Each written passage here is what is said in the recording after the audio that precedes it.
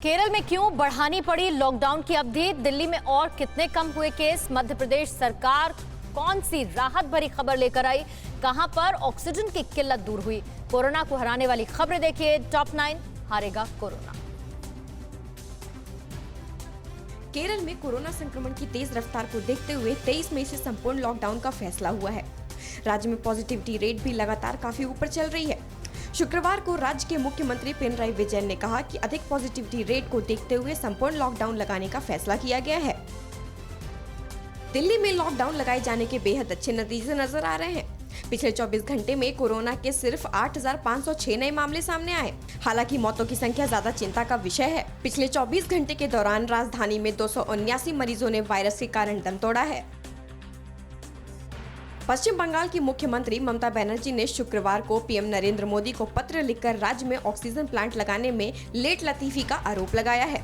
ममता ने कहा है कि हमें राज्य में 70 प्लांट लगने की जानकारी दी गई थी। अब कहा जा रहा है कि प्रथम चरण में सिर्फ 4 लगेंगे, बाकी के बारे में कोई जानकारी नहीं है।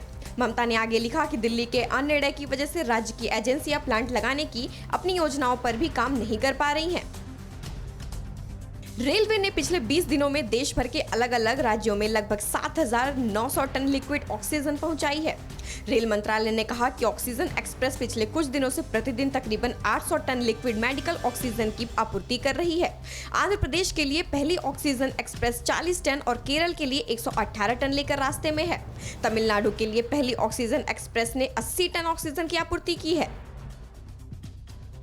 महामारी के कारण काफी मुश्किल भरी स्थिति से गुजर रहे हैं। इस बीच मध्य प्रदेश ने राहत भरी घोषणा की है। मुख्यमंत्री शिवराज सिंह चौहान ने कहा कि जिन बच्चों ने कोरोना की वजह से अपने माता पिता या अभिभावकों को खोया है, उन्हें हर महीने 5,000 रुपए पेंशन दी जाएगी। इसके अलावा उनके लिए मुफ्त शिक्षा और ऐसे परिवारों के लिए मुफ्त राशन की भी व्यवस्था की जाएगी।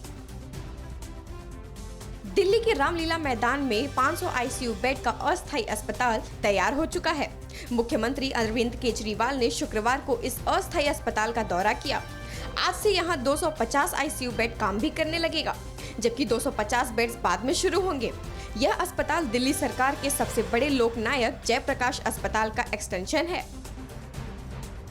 यूपी के गाजीपुर जिला अस्पताल में ऑक्सीजन प्लांट ने काम करना शुरू कर दिया है। अब यहां एक साथ 45 बेड पर मरीजों को ऑक्सीजन दी जा सकेगी। कुछ दिनों पहले तक जिला अस्पताल में ऑक्सीजन की कमी की खबरें लगातार आ रही थी। दरअसल इस अस्पताल में 2 साल पहले ही ऑक्सीजन प्लांट लग चुका था, लेकिन छोटे मोटे कुछ पार्ट्स न होने की वजह से इसे चालू नहीं किया जा सका था।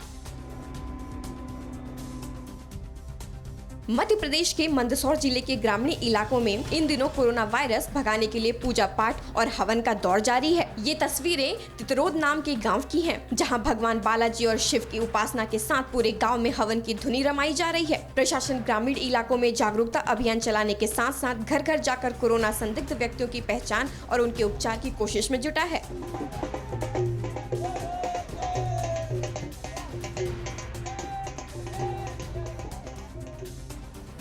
बिहार के मुजफ्फरपुर में जिंदा बचने की उम्मीद छोड़ चुके एक मरीज ने 21 दिन वेंटिलेटर पर रहने के बाद कोरोना को मात दे दी। अस्पताल से जब वह डिस्चार्ज हो रहा था तो डॉक्टरों ने उसे फूलों का गुलदस्ता दिया। जिंदगी बचाने वाले डॉक्टर को शुक्रिया कहते हुए मरीज भावुक हो उठा।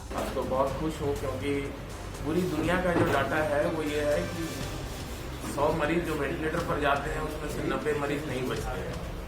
तो मुजफ्फरपुर जैसे शहर में हम लोगों ने 2 ऐसे पेशेंट को अभी तक घर भेजा है जो वेंटिलेटर से निकले हैं और घर गए हैं। ये दूसरा पेशेंट है जो हमारे यहाँ से वेंटिलेटर पर डिस्चार्ज होकर जा रहे हैं। कि जो वेंटिलेटेड पेशेंट है हमारे, ये काफ़ी टाइम तक वेंटिलेटर पर है, फिर उसका फाइट किया है इन्होंने, फिर बाईपास पे है, फिर हाई फ्लो पे, फिर नेजल पे ऑफ ऑक्सीजन डिस्चार्ज होकर जा रहे हैं। अड़ी सोमवार से शुक्रवार शाम 6 बजे सिर्फ TV9 भारतवर्ष पर।